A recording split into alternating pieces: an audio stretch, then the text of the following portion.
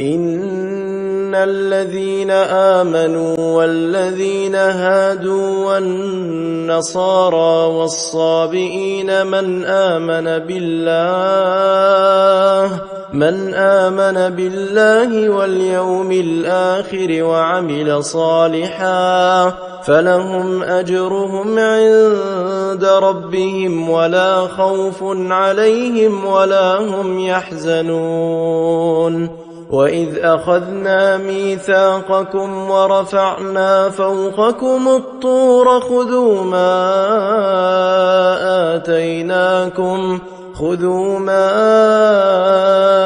آتيناكم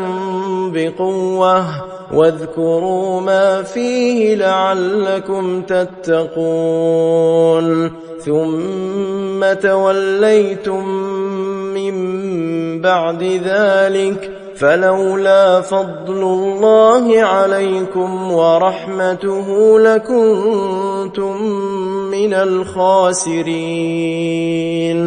ولقد علمتم الذين اعتدوا منكم في السبت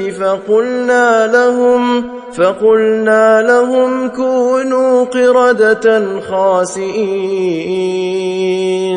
فجعلناها نكالا لما بين يديها وما خلفها وموعظة للمتقين وإذ قال موسى لقومه إن الله يأمركم أن تذبحوا بقرة قالوا أتتخذنا هزوا قال أعوذ بالله أن أكون من الجاهلين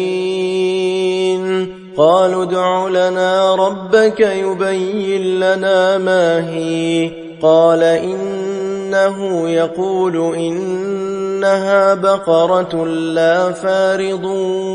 ولا بكر عوان